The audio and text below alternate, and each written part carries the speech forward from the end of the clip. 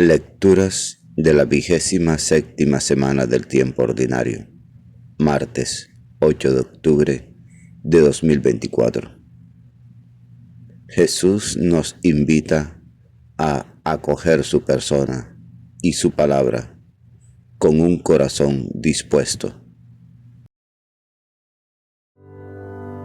Catholic Impact.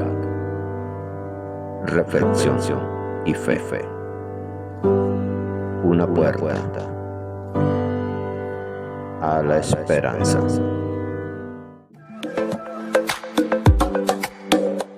Gracias por suscribirte. Y por favor, comenta el Evangelio. De la carta a los Gálatas, capítulo 1, versículos 13 al 24. Hermanos, han oído hablar de mi pasada conducta en el judaísmo, con qué saña perseguía la iglesia de Dios y la asolaba, y aventajaba en el judaísmo a muchos de mi edad y de mi raza como defensor muy celoso de las tradiciones de mis antepasados. Pero cuando aquel que me escogió desde el seno de mi madre y me llamó por su gracia, se dignó revelar a su Hijo en mí para que lo anunciara entre los gentiles, no consulté con hombres, ni subí a Jerusalén a ver a los apóstoles anteriores a mí, sino que enseguida me fui a Arabia y volví a Damasco. Después, pasados 3 años, subí a Jerusalén para conocer a Cefas y permanecí 15 días con él. De los otros apóstoles no vi a ninguno, sino a Santiago, el hermano del Señor. Dios es testigo de que no miento en lo que les escribo. Después fui a las regiones de Siria y de Cilicia. Personalmente, yo era un desconocido para las iglesias de Cristo que hay en Judea. Solo había oído decir que el que antes los perseguía anuncia ahora la fe que antes intentaba destruir, y glorificaban a Dios por causa mía. Palabra de Dios, te alabamos, Señor.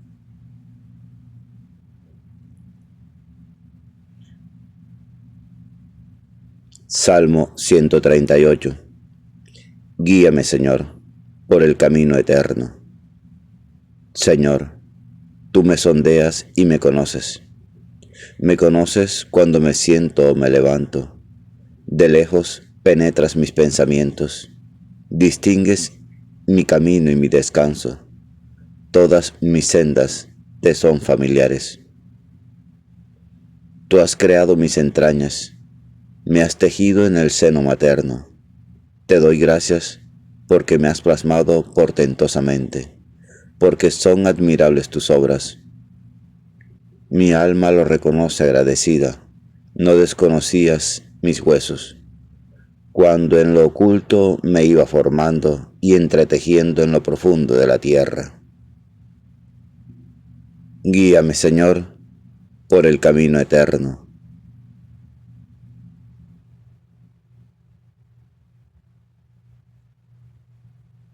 Lectura del Santo Evangelio según San Lucas, capítulo 10, versículos 38 al 42. Por la señal de la Santa Cruz de nuestros enemigos, líbranos, Señor, Dios nuestro. En el nombre del Padre, del Hijo y del Espíritu Santo. Amén. En aquel tiempo, entró Jesús en una aldea, y una mujer llamada Marta lo recibió en su casa. Esta tenía una hermana llamada María, que sentada junto a los pies del Señor, escuchaba su palabra. Marta, en cambio, andaba muy afanada con los muchos servicios, hasta que, acercándose, dijo: Señor, ¿no te importa que mi hermana me haya dejado sola para servir? Dile que me eche una mano. Respondiendo le dijo el Señor: Marta, Marta, andas inquieta y preocupada con muchas cosas. Solo una es necesaria. María, pues, ha escogido la parte mejor, y no le será quitada. Palabra del Señor. Gloria a ti, Señor Jesús. Ven, Espíritu Santo, ven por medio de la poderosa intercesión del Inmaculado Corazón de María, tu amadísima esposa.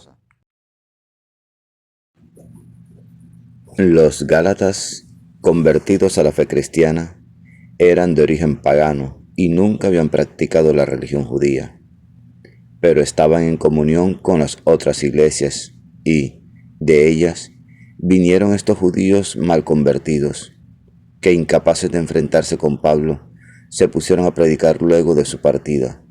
Los Gálatas eran gente entusiasta, sencilla. Sin embargo, les faltaba la constancia.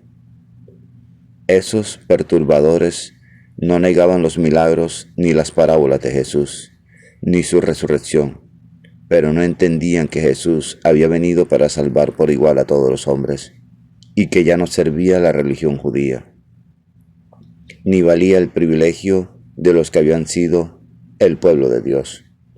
De modo que su predicación no era la buena nueva de Jesús para todos los hombres, era otro evangelio. Un evangelio que no es lo que han recibido. El evangelio se debe transmitir tal como lo entendieron los apóstoles y tal como lo conserva la iglesia. Por eso Pablo demuestra que él no se puso a predicar por su propia determinación, sino que fue enviado y que su predicación está de acuerdo con la doctrina aceptada por la iglesia, lo que ahora llamamos tradición. Los enemigos critican la autoridad de Pablo. No es un apóstol como los que Jesús escogió. Pablo se defiende. Lo que dice aquí corresponde a lo relatado en Hechos capítulo 9. Reveló en mí a su Hijo, versículo 16. Pablo no solamente vio a Cristo, sino que lo descubrió íntimamente, presente en él, y en el acto supo que Cristo está con los que creen en él. El caso de Pablo, que fue llamado directamente por Cristo, es especial. Sin embargo, vemos que Pablo no se impuso en la iglesia. Cristo lo mandó a pedir el bautismo de Ananías y después se unió a Pedro, jefe reconocido de la iglesia, y a Santiago, jefe de la iglesia de Jerusalén.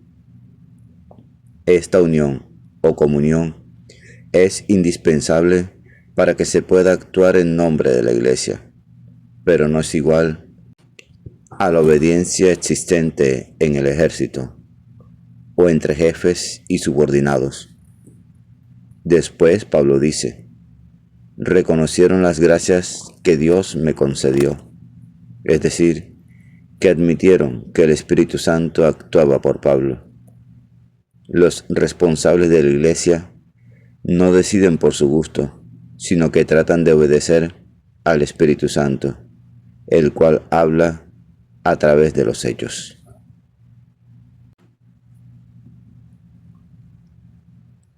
En la vida del hogar hay muchas cosas que parecen necesarias: limpiar, preparar la comida, cuidar a los hijos.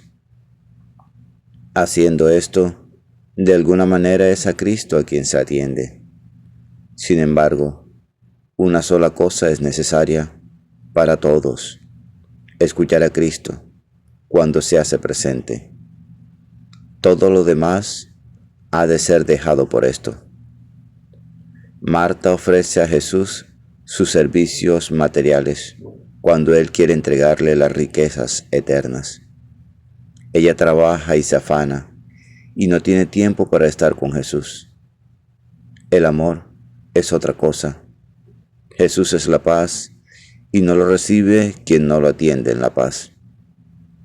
Hay una manera de servir y de trabajar febrilmente en el hogar o en la comunidad que deja al hombre vacío, pero Jesús quiere que lo encontremos en nuestro quehacer diario. También, nuestra oración podría ser una manera de agitarse como María, cuando uno se inquieta buscando sus rezos y cuando va multiplicando las palabras, exponiendo 100 veces al Señor sus inquietudes.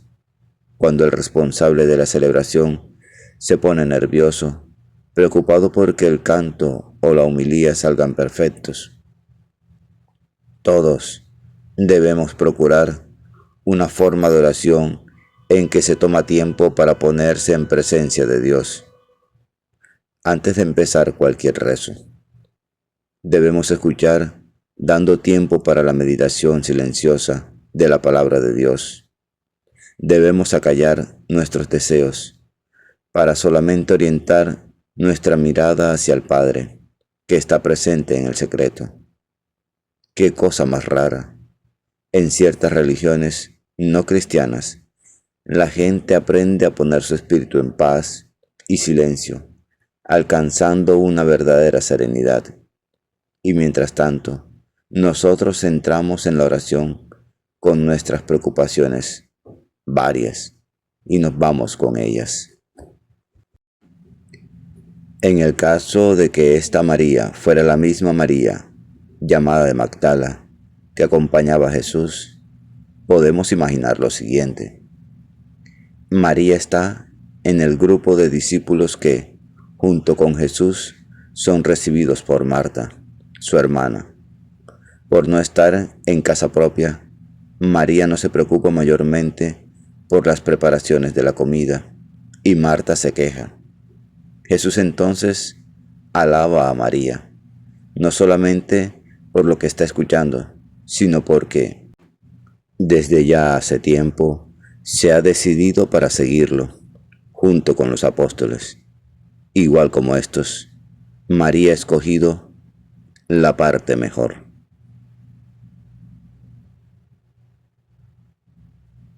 Señor, no te pido que me quites los afanes del día, los afanes de mi vida. Solo te pido, Señor, que aumentes mi fe en ti, para darme cuenta que lo que verdaderamente importa es tu palabra, tu mensaje y la transformación que estás haciendo en mí. Gracias, Señor. Amén. La lectura diaria del Evangelio es un encuentro con Jesús. La Sagrada Biblia no es un libro que hable de Dios, es un libro donde Dios nos habla a cada uno de nosotros. Atrevámonos a entrar en esa conversación. Dios les bendiga grandemente y el Espíritu Santo les ilumine en todo momento y en todo lugar. Amén, amén y amén.